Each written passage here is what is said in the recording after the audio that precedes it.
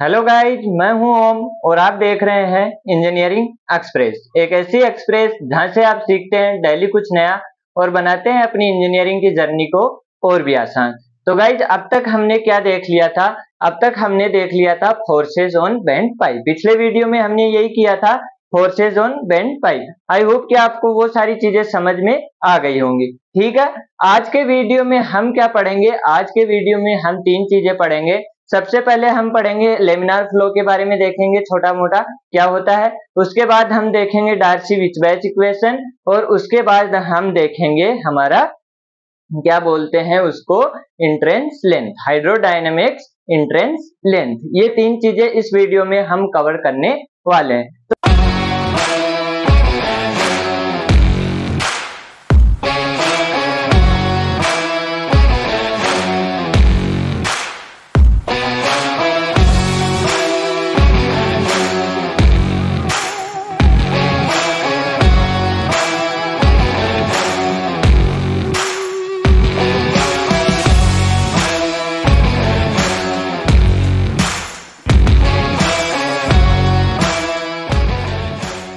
तो सबसे पहले हमारे पास नाम आता है लेमिनार फ्लो।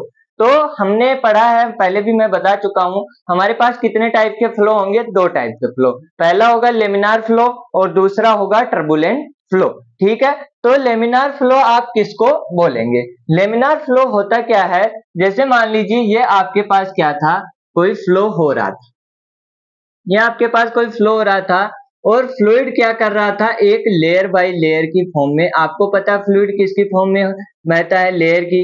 तभी उसके बीच हम फ्रिक्शन पढ़े थे कि लेयर के बीच में फ्रिक्शन होता है वगैरह वगैरह, ये सारी चीजें हमने पढ़ी थी। तो ऐसे क्या होगा, लेयर के रूप में हमारे पास क्या हो रहा है, ये फ्लो हो रहा है। जब तक ये फ्लो क्या हो रही है, लेयर बाय लेयर चल रही है, ये लेयर इसके ऊपर है, ये लेयर इसके ऊपर, ये इसके ऊपर, ये इसके ऊपर चल रही है, तब तक हमको कोई दिक्कत नहीं है। और उस फ्लो को हम क्या बोलते हैं? लेमिनार फ्लो बोलते हैं। आ रही है बात समझ में? उस फ्लो को हम क्या बोलते हैं? लेमिनार फ्लो बोलते हैं। और जैसे ही ये क्या हो गई, आपस में इंटरसेक्ट हो गई, यानी कि इंटरमिक्सिंग हो गई, तो हम उस फ्लो को क्या बोलते हैं? उस फ्लो को हम बोलते हैं टर्बुलेंट फ्लो। तो यहाँ पे हम कौन सा देख रहे हैं? लेमिनार देख रहे हैं। तो हमारे पास क्या होगा कि ये क्या होती है, एक लेयर की फॉर्म में होती है, यानी यहाँ पे कोई इंटरमिक्सिंग नहीं होती है। तो सारा फ्लूइड हमारा किसके फॉर्म में होगा? लेयर की फॉर्म में होगा। तो उसको आप क्या बोलेंगे? Laminar flow. अब हम पता कैसे करेंगे? इसको पता करने के लिए रेनॉल्ड ने क्राइटेरिया दिया था, जिसको आप रेनॉल्ड नंबर बोलते हैं। वो आप क्या करते हैं, तो यहाँ पे क्या होगा, रेनॉल्ड नंबर हमारे पास, अगर हमारा रेनॉल्ड नंबर क्या है, आरई से उसको डिनोट करते हैं, वो है लेस देन 2000। तो हमारा फ्लो कैसा होगा? हमारा फ्लो होगा लेमिनार। आ रही है बात समझ में? लेमिनार फ्लो होगा। ठीक है, अगर हमारा आरई क्या हुआ, आरई हमारा हुआ 2000 से ग्रेटर और 4000 से लेस देन, तो हमारे पास क्या होगा? Transition state. हमारे पास क्या होगा? Transition state. ठीक है, फिर हमारे पास आता है, अगर हमारा आरई क्या है, ग्रेटर देन 4000, तो हमारा फ्लो कैसा होगा? हमारा फ्लो होगा टर्बुलेंट। आ रही है बात समझ में? तो हमारा फ्लो कैसा होगा? टर्बुलेंट फ्लो होगा। तो ये वाली चीज आपको याद रखनी है। अब ये चीज क्या करते हैं, सब लोग रटी रटाई रखते हैं। कोई भी किसी की चीज के लिए पूछे, आपको रेनॉल्ड नंबर के बारे में बताना है लेमिनार, तो आपको सिर्फ तुरंत बोलते हैं आरई लेस देन 2000, 2000 से 4000, 4000। नहीं, ये बात गलत है। ये किसके लिए होगा? आपका पाइप फ्लो के लिए होगा। तो ये कंडीशन आपको ध्यान रखनी है। जब आपको पाइप फ्लो के लिए पूछा जाए, लेमिनार फ्लो पाइप फ्लो में कब होगा, तब आपको क्या बताना है? आरई लेस देन 2000, 4000 और ये 4000, ये सब चीजें बतानी है। लेकिन हमारे पास और भी फ्लो हो सकते हैं, प्लेट पे फ्लो हो सकता है, कि ओपन चैनल में फ्लो हो सकता है, हमारे पास मिट्टी पे फ्लो हो सकता है, यानी सोइल पे फ्लो हो सकता है। तो उन सब के लिए क्या होगा, अगर आपके पास सोइल है, अगर आपके पास क्या है, सोइल है, तो आपके पास सोइल फ्लो आरई क्या होगा? लेमिनार के लिए लेस देन 1 और 1 से आरई लेस देन 2 और आरई ग्रेटर देन 2, और ये सेम रहेंगी लेमिनार, ट्रांजिशन और हमारे पास टर्बुलेंट। और अगर हमारा चैनल क्या है, ओपन चैनल है, ओपन चैनल, तो ओपन चैनल है तो हमारे पास क्या होगा, RE लेस देन 500 और 500 से 1000 और RE ग्रेटर देन 1000। तो ज्यादातर आपको यही पूछा जाता है, इसलिए सब यही चीज ध्यान में रखते हैं और रटा रटा बोल देते हैं। नहीं, आपको जब भी वाइप फ्लो पूछा जाए तब उसके अंदर ये होगा। अगर आपको किसी ने पूछ लिया कि ओपन चैनल है, उसके अंदर फ्लो हो रहा है और आपको ये कंडीशन बतानी है, तब आपको ये 2000 वाला क्राइटेरिया ना लगा के ये वाला क्राइटेरिया लगाना है। आई बात समझ में? तो ये हुआ क्या, आपका लेमिनार फ्लो और उसकी कंडीशन हो गई। ठीक है, अब देखेंगे हम कि हमारे पास हमने क्या पढ़ा है। हमने पढ़ा है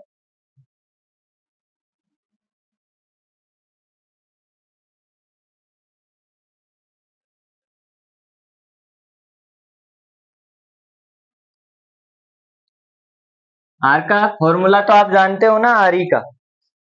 आर का फॉर्मूला क्या होता है, rho mu D, rho V D upon mu, rho V D upon क्या होता है, mu. Mu viscosity, rho density, V क्या वेलोसिटी, डी डायमीटर। तो ये चीज आप जानते हैं। ठीक है, अब देखो, अब है हमारे पास डार्सी-विस्बैच इक्वेशन। तो डार्सी-विस्बैच इक्वेशन से जाने से पहले हमारे पास क्या होगा, एक चीज समझते हैं। जैसे मान लीजिए ये क्या हो रहा था, कोई फ्लो हो रहा था, कोई फ्लो हो रहा था। तो फ्लो हो रहा है मतलब यहाँ पे क्या है, अगर फिजिकल बॉडी है, अगर आप रियल लाइफ में देखें तो कहीं भी आप जाएंगे तो आपका क्या होगा, फ्रिक्शन होगा। तो इस फ्लो के अंदर भी क्या होगा, फ्रिक्शन होगा। पाइप की सरफेस का, चैनल है तो नीचे आपके सरफेस का, तो वो फ्रिक्शन होगा। उसके कारण यहाँ पे क्या होगा, एनर्जी का लॉस होगा और उस एनर्जी लॉस को हम क्या बोलते हैं, हेड लॉस बोलते हैं, जो कि हम क्या करते थे, बर्नौली इक्वेशन में अलग से ऐड करते थे। ठीक है, तो यहाँ पे भी क्या होगा, आपका लॉस होगा। तो यहाँ पे क्या होगा, आपका लॉस होगा। और लॉस कितने टाइप के होंगे, दो टाइप के, एक फ्रिक्शन के कारण होगा, दूसरा कोई सडन कॉन्ट्रैक्शन हो गया, एक्सपेंशन हो गया, उन सब की चीजों के कारण होगा। तो जो फ्रिक्शन के कारण लॉस होगा उसको हम क्या बोलेंगे, मेजर लॉस। और उस मेजर लॉस को, फ्रिक्शन के कारण जो लॉस हुआ उसको किसने दिया, डार्सी-विस्बैच इक्वेशन ने दिया। यानी कि इस इक्वेशन ने हमको क्या दिया, हमारा फ्रिक्शन के कारण जो भी लॉस आएगा वो निकालने का मेथड। अब इसके डेरिवेशन पे आपको नहीं जाना है, आपको डायरेक्ट मैं आपको लिख देता हूं, head loss due to friction. ये क्या है, इसने क्या दिया हमको, हेड लॉस। क्या दिया, हेड लॉस, और वो भी किसके कारण, फ्रिक्शन के। आ रही है बात समझ में? तो क्वेश्चन में फ्रिक्शन के कारण आपको हेड लॉस निकालना हो तो आप क्या लगाएंगे, डार्सी-विस्बैच इक्वेशन। तो यहाँ पे क्या होगा, head loss due to friction, और वो कितना हो जाएगा आपके पास, head loss due to friction FLV² upon 2GD। ठीक है, और दूसरा आपके पास क्या हो जाएगा, head loss due to friction 4FLV² upon 2GD, है कि नहीं। अब यहाँ पे क्या है, ये भी है हेड लॉस, ये भी हेड लॉस, ये दोनों भी सेम है, इधर वाले सेम है तो इधर वाले भी सेम होने चाहिए। तो यहाँ पे इन दोनों को सिमिलर करेंगे तो आपके पास एक चीज निकल के आएगी, और वो क्या होगी, F = 4F'। ठीक है, सिंपल, आप भी निकाल सकते हैं ये वाली चीज। तो यहाँ पे F क्या है, F है आपके पास फ्रिक्शन फैक्टर। F क्या है, फ्रिक्शन फैक्टर, और F' क्या है, friction coefficient, friction coefficient, friction coefficient. तो जब भी आपको क्वेश्चन में फ्रिक्शन फैक्टर दिया हुआ हो, आपको क्या करना है, याद एक को ही करना है, याद आपको क्या करना है, एक को ही करना है, दोनों को याद नहीं करना है, दोनों सेम ही तो है। तो यहाँ पे आपको F दिया, फ्रिक्शन फैक्टर क्वेश्चन में दिया हुआ है तो आपको ये यूज कर लेना। फ्रिक्शन कोएफिशिएंट दिया हुआ है तो उसको 4 से मल्टीप्लाई करके ये यूज कर देना है। तो आपका फॉर्मूला क्या हुआ, FLV² अपॉन 2GD। 2-4 बार रिपीट कर लो, अभी याद हो जाएगा। FLV² upon 2GD, FLV² upon 2GD, FLV² upon 2GD, FLV² upon 2GD। ठीक है, तो ये हो गया आपका फॉर्मूला। अब आप क्या देखते हैं, आप देखते हैं P1 plus V1² upon 2g, P1 upon rho g plus v square upon 2g plus Z1 is equal to P2 upon rho g plus V2 square upon 2g plus Z2 plus head loss. ये वाली चीज आप लिखते हैं, head loss आप लिखते हैं। तो हेड लॉस कितने टाइप के होंगे? यहाँ पे दो टाइप के, पहला होगा मेजर जो मैंने अभी बताया था, और दूसरा क्या होगा? माइनर। और मेजर के अंदर हमारे पास क्या आ जाएगा? फ्रिक्शन के कारण, और फ्रिक्शन के कारण हम किससे निकालेंगे? डार्सी-विस्बेच इक्वेशन से। आ गई बात समझ में? डार्सी-विस्बेच इक्वेशन से हम क्या निकाल लेंगे? ये वाली चीज निकाल लेंगे। ठीक है, अब देखो, अब यहाँ पे आपको कई बार वेलोसिटी ना देके आपको क्या दे देगा? आपको दे देगा फ्लो रेट, यानी कि Q दे देगा। और Q क्या होता है आपको पता है, Q is equal to AV। तो V क्या हो जाएगा? V हो जाएगा आपका Q बाई A, और पाइप है तो आपके पास क्या होगा? Q is equal to Q upon pi by 4 D square. ठीक है, तो इस वेलोसिटी को यहाँ पे रखो, तो H head loss due to friction क्या हो जाएगा? F L V स्क्वायर क्या होगा? Q upon pi by 4 D square का होल स्क्वायर अपॉन 2GD। ठीक है, तो head loss due to friction क्या हो जाएगा? F L Q square upon pi square divide by 4 square D का पावर 4 2GD। ये वाली बात आई समझ में? अब यहाँ पे क्या हो जाएगा? Head loss due to friction F L Q square upon, अब ये वाली वैल्यू हमको पता है, 4 का स्क्वायर हमको पता है, 2 पता है, जी का पता है, तो ये क्या हो जाएगा? 12/1। अगर कैलसी से करके देखोगे तो देख लेना, और डी की पावर 5, 4 ये हो गई, एक ये हो गई 5। तो ये वाली इक्वेशन आपके पास आ जाएगी जब भी आपको फ्लो रेट दिया हुआ होगा। तो एफ क्या है? फ्रिक्शन फैक्टर, एल पाइप की लेंथ, क्यू क्या है? फ्लो रेट, डी क्या है? डायमीटर। तो ये वाली अगर आपको वी नहीं दिया, कई बार क्यू दिया हुआ होगा और आपको ना एरिया देगा ना डायमीटर देगा, ताकि आप क्या नहीं निकाल सके? वी नहीं निकाल सके, तो आपको ये वाला इक्वेशन यूज करना पड़ेगा। लेकिन अगर आपको ये इक्वेशन याद है तो आप ये तुरंत 1 सेकंड में डिराइव कर लोगे बैठे बैठे बिना कुछ इतना लिखे, तो इसकी भी टेंशन नहीं लेनी है, आपको सिर्फ इतना याद करना है। आई बात समझ में? तो ये क्या हुआ? Head loss due to friction, और F L Q square upon 12/1 D to the power 5। ये है आपकी डार्सी-विस्बेच इक्वेशन, बस इतनी सी ही है। और इसकी हवा इतनी रहती है कि भाई डार्सी-विस्बेच बस करना कुछ नहीं है, F L V square upon 2GD, F L V square upon 2GD, और वहां से आप ये भी निकाल सकते हो। ठीक है, अब इस पे ही बेस एक चीज है हमारे पास, हम क्या बोलते हैं, हम क्या यूज करते हैं? हम यूज करते हैं, आपने पहले यूज भी करी होगी, कि ऐसे पाइप फ्लो था, एक ये था 1 पॉइंट, एक ये 2 पॉइंट था, और इधर से क्या हो रहा था? फ्लो हो रहा था, इधर से उधर फ्लो हो रहा था। तो आप क्या मान लेते थे कि P1 पे प्रेशर ज्यादा और P2 पे कम है। ये जंक्शन आपने पहले किया होगा, पहले करते होंगे आप, इस चीज से पहले करते थे कि हम ऐसे ही क्या मान लेते थे, अगर हमको मतलब पता भी नहीं होता था, लेकिन कंसीडर क्या कर लेते थे, जैसे मान लो 1 और 2 के बीच में हमको बर्नौली इक्वेशन लगाना रहता था, तो हमारे दिमाग में एक माइंडसेट अपने आप आता था कि 1 पे क्या है? प्रेशर ज्यादा है, और 2 पे कम है, क्योंकि फ्लो क्या हो रहा था? इधर से उधर हो रहा है। हम ऐसे ही बोलते थे कि फ्लो इधर से उधर हो रहा है, मतलब 2 पे कम है और 1 पे ज्यादा है। तो वो चीज आई कहां से, वो समझो यहाँ पे। क्या एक्चुअल में कम होगा या नहीं होगा, वो चीज यहाँ पे समझ में आएगी। इसका स्क्रीनशॉट ले लिया होगा या फिर लिख लिया होगा? ठीक है, अब देखो, आपने क्या लगाया? P1 upon rho g plus v square upon 2g plus Z1 is equal to P2 upon rho g plus V2 square upon 2g plus Z2 plus head loss. ठीक है, तो यहाँ पे क्या हुआ? Z1 Z2 तो क्या हो जाएंगे? बराबर हो जाएंगे। Z1 Z2 तो आपके क्या हो जाएंगे? बराबर हो जाएंगे। और V क्या हम मान रहे हैं? कांस्टेंट मान रहे हैं, तो वेलोसिटी भी हमारी क्या हो जाएगी? कांस्टेंट हो जाएगी। तो यहाँ पे क्या बचेगा? हेड लॉस क्या आएगा? P1 minus P2 upon rho g is equal to head loss. तो यहाँ पे क्या हो रहा है, अगर इसको आप ना देखो, इसको ना देख के आप यहाँ पे देखो, P1 plus upon rho g, P2 upon rho g, यहाँ पे क्या लिखा हुआ है? P1 upon rho g is equal to P2 upon rho g. Plus head loss.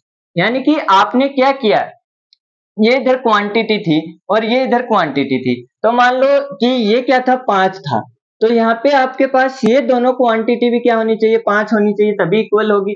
अब हेड लॉस कुछ ना कुछ लॉस तो होगा, आपको पता है यहाँ से यहाँ तक गया तो कुछ ना कुछ लॉस होगा, चाहे वो 1 हो, चाहे वो 2 हो, चाहे वो 3 हो। तो अगर वो 1 है तो यहाँ पे क्या हो जाएगा 4 ही आएगा, यहाँ पे 4 ही आएगा इसको 5 करने के लिए। तो 5 करने के लिए 4 आया, इसका मतलब ये वैल्यू क्या है, इस वैल्यू से कम है, ये वैल्यू इस वैल्यू से कम है, तो सेम चीज से डिवाइड हो रही है, इस वैल्यू से ये कम है, इसका मतलब ये क्या है P2 लेस देन P1 है। आ रही है बात समझ में? सिंपल लॉजिक है कि अगर आपको इस क्वांटिटी को इसके बराबर करना था, बराबर किया तो आपको एक चीज और ऐड करनी पड़ी, और वो क्या थी हेड लॉस, तब जाके ये दोनों क्वांटिटी क्या हुई बराबर हुई। मान लो आपके पास 5 रुपए थे और इधर क्या है 4 और 1 रुपया, आपको पता है इधर 1 रुपया 2 रुपया कुछ भी आना जरूर है, आना जरूर है, मतलब क्या हुआ कि इधर क्या होगा कम होगा, और वो कम होगा तो ये वाली क्वांटिटी इसके बराबर करनी पड़ेगी, तो P2 क्या होगा कम होगा। आई बात समझ में? क्या कहना चाह रहा हूं कि इस क्वांटिटी को इसके बराबर करना है, क्या करना है, इस क्वांटिटी को इसके बराबर करना है या इसको इसके बराबर करना है, तो यहाँ पे 2 क्वांटिटी है, यहाँ पे एक क्वांटिटी है, और आपको ये पता है कि ये फिक्स कुछ न कुछ वैल्यू रखेगा, ये कुछ न कुछ वैल्यू रखेगा, क्योंकि यहाँ के बीच में क्या है लेंथ है, और लेंथ है तो आपने अभी पढ़ा था, आपके पास लेंथ है तो आपके पास क्या होगा हेड लॉस जरूर होगा, हेड लॉस जरूर होगा। तो आपके पास यहाँ पे कुछ क्वांटिटी थी, यहाँ पे कुछ क्वांटिटी थी, इसको बराबर करने के लिए ये इससे ही क्या, इससे तो क्या ही होगी कम होगी। अगर ये लेंथ आप 0 कर दें, यानी कि 2 को भी आप यहाँ पे ले आए, तो ये वैल्यू क्या हो जाएगी 0 हो जाएगी, तब दोनों बराबर हो जाएंगे, यानी P1 क्या हो जाएगा P2 के बराबर हो जाएगा। यानी कि आप जो इतने दिनों से सोच रहे थे, आपको पता नहीं था, लेकिन सोच रहे थे कि हाँ पाइप में आगे की तरफ जाएंगे तो प्रेशर कम ही होगा, वो कम इसलिए होगा क्योंकि वहां पे हेड लॉस था। और भी कई टाइप के लॉस हो सकते हैं, लेकिन अभी हमने हेड लॉस पढ़ा है, इसलिए हम बता रहा हूं कि यहाँ पे क्या था फ्रिक्शन लॉस था, मेन क्या था फ्रिक्शन लॉस था, उस फ्रिक्शन लॉस के कारण हमारा यहाँ पे P2 कम आ रहा था। आई बात समझ में? तो ये सारी चीज आपको समझ में आ गई होगी। अब देखते हैं हाइड्रोडायनेमिक एंट्रेंस लेंथ। अब हमारे पास है हाइड्रोडायनेमिक एंट्रेंस लेंथ। ये होती क्या है, आपने भी शायद पहली बार नाम सुना होगा हाइड्रोडायनेमिक एंट्रेंस लेंथ। क्या होती है, देखिए हमारे पास क्या होता है, मान लीजिए ये पाइप, ये क्या है पाइप है, तो यहाँ पे आपने क्या कराया, कोई फ्लूइड इंटर कराया, ठीक है करा दिया, तो यहाँ पे क्या होंगी, ये लेयर इसके अंदर घुसेंगी, ये लेयर इसके अंदर घुसेंगी, तो यहाँ पे क्या होगा, यहाँ पे फ्रिक्शन है, यहाँ पे क्या है इस सरफेस पे क्या फ्रिक्शन है, इस सरफेस पे क्या है फ्रिक्शन है, तो ये फ्रिक्शन क्या करेगा, इसको लेयर को रोकने की कोशिश करेगा। आ रही है, लेयर की फॉर्म में आ रही थी, तो ये क्या करेगा, जैसे ही ये वाला फ्लूइड यहाँ पे इसके टच होगा, तो ये इसको इधर की तरफ क्या करेगा, रोकने की कोशिश करेगा, रोकने की कोशिश करेगा, तो हमारे पास क्या बनेगा, कुछ ऐसा, कुछ ऐसा प्रोफाइल बनेगा, ठीक है, कुछ ऐसा प्रोफाइल हमारे पास बनेगा। फिर क्या हुआ, अभी इसकी वेलोसिटी कम होगी, अब और कम हो जाएगी, ठीक है,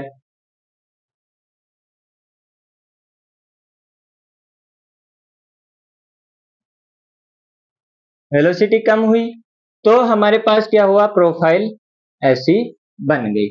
और थोड़ी देर बाद हमारे पास क्या हुआ, ये वाला पॉइंट क्या हो गया, रेस्ट पे आ गया, ये वाला हमारे पास कुछ वेलोसिटी हुआ इसका, ये कुछ वेलोसिटी हुआ, और यहाँ पे कुछ ऐसा बन गया,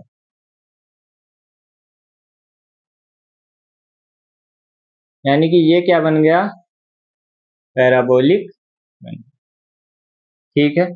तो ये कुछ हमारे पास एंड में क्या बन गया, पैराबोलिक कर्व बन गया, ठीक है। अब हमारे पास क्या हुआ, अगर इसको ऐसे करना चाहो तो कर लो,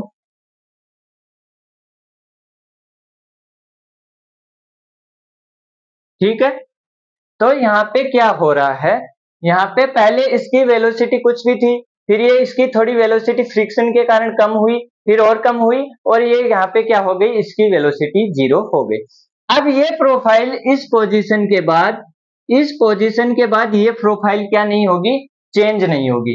ये प्रोफाइल चेंज नहीं होगी, यहाँ पे वेलोसिटी क्या होगी, 0 होगी, यहाँ पे 0 होगी और यहाँ पे क्या होगी, मैक्सिमम होगी। अब जितना भी आप पाइप को आगे बढ़ा लेंगे ये प्रोफाइल सेम रिपीट होती जाएगी। ये प्रोफाइल क्या होती जाएगी, आपकी सेम टू सेम रिपीट होती जाएगी। अरे ये बात समझ में मैं क्या कहना चाह रहा हूं, आपने क्या किया, फ्लूइड इंटर कराया। फ्लूइड इंटर कराया तो पहली इधर वाली फेज पे क्या लगना चालू हो गया, फ्रिक्शन। फ्रिक्शन लगते ही वो उनकी वेलोसिटी कम होने लग गई और एक टाइम के बाद क्या हुआ, एक लेंथ के बाद और एक टाइम के बाद ये दोनों क्या हो गई, ये वाले 0 पे आ गई इनकी वेलोसिटी और ये अपनी ओरिजिनल पोजीशन v पे आ गई। इसको तो फ्रिक्शन टच नहीं कर रहा है इसलिए ये अपना क्या चल रही है, मस्त चल रही है।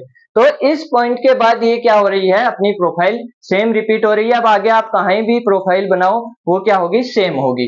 तो यहां से यहां तक जहां से आपने इंटर कराया और जहां से ये अपनी प्रोफाइल इसने गेन करी, इसने जो प्रोफाइल गेन करी और जहां से इसको इंटर कराया, इसको आप क्या बोलते हैं, हाइड्रोडायनेमिक लेंथ, इंट्रेंस लेंथ। तभी इसका नाम इंट्रेंस रखा है क्योंकि यहां से आप क्या करा रहे हैं, इंटर करा रहे हैं। तो यहाँ पे क्या हो जाएगा, इसको क्या बोलते हैं, हाइड्रोडायनेमिक इंट्रेंस लेंथ। आई बात समझ में, यहां से लेके और यहां तक की लेंथ। तो अगर आपको कोई पूछे कि हाइड्रोडायनेमिक लेंथ किसको बोलते हैं, तो आप क्या बोलेंगे कि जब आपने कोई फ्लूइड इंटर कराया और उस फ्लूइड ने अपनी क्या कर ली, एक कांस्टेंट प्रोफाइल गेन कर ली, अपनी एक जो उसकी प्रोफाइल थी वो उसने गेन कर ली, जो उसको गेन करनी थी, उसके जहां पे उसने गेन करी और जहां से उसको इंटर कराया वहां से वहां तक की लेंथ को आप क्या बोलते हैं, हाइड्रोडायनेमिक लेंथ बोलते हैं। आई बात समझ में। तो ये छोटा सा कॉन्सेप्ट था कि हाइड्रोडायनेमिक इंट्रेंस लेंथ किसको बोलते हैं, तो वो होगा हमारे पास जहां से आपने इंटर कराया और उसने ओरिजिनल पोजीशन गेन करी। और ये आप समझ सकते हो क्योंकि यहाँ पे ये वाली प्रोफाइल यहाँ पे नहीं होगी क्योंकि यहाँ पे वेलोसिटी कम हुई है, वेलोसिटी 0 नहीं हुई है। लेकिन एक बार वेलोसिटी 0 होने के बाद 0 ही रहेगी, वो फिर क्या नहीं होगी, वापस कम ज्यादा नहीं होगी। आई बात समझ में। तो ये थे हमारे तीनों टॉपिक। पहले हमने नेबुलर फ्लो के बारे में थोड़ा जाना, फिर हमारा जो इंपॉर्टेंट था मेन आज का था Darcy Weisbach equation, FLV² / 2GD FLQ² / 12.1 D की पावर 5, जो आपको याद रखना आगे बहुत काम आएगा। कल आपको उसका असली यूज पता लगेगा, कल उस पे डेरिवेशन होगा और क्वेश्चन होंगे, तब आपको पता लगेगा वो इंपॉर्टेंट है कि नहीं है और वो क्यों डिराइव हुई थी। तो आई बात समझ में। और तीसरा है हमारा हाइड्रोडायनेमिक इंट्रेंस लेंथ। तो आई होप कि ये तीनों चीजें आपको समझ में आई होंगी। अगर चीजें समझ में आई हो, वीडियो अच्छी लगी हो तो वीडियो को लाइक करें, चैनल को सब्सक्राइब करें और पढ़ते रहें, हंसते रहें, मुस्कुराते रहें, खेलते रहें और मिलते हैं अगले वीडियो में। तब तक के लिए जय हिंद, जय भारत।